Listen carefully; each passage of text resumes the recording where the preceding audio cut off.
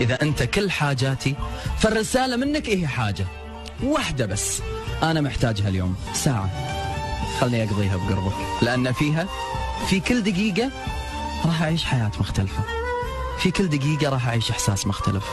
أول دقيقة راح أعيش حياة أني شفتك من بعد ما كنت غايب عني خلال الساعات اللي طافت. في الدقيقة الثانية أبي عيني تجيب عينك، بس عيوني تقول لك مشتاق لك، أنا ما له داعي أنطقها. بالدقيقة الثالثة أبي بس أتأمل ملامح وجهك. بالدقيقة الرابعة أبيك تشعر بس بسلامي، إيش كثر قلبي فزل شوفتك. بالدقيقة الخامسة أبي نرتاح وننسى البشر كلهم. بالدقيقة السادسة وما بعد وما بعد وما بعد، لو بفصل لك إياها بفصل لك 60 دقيقة.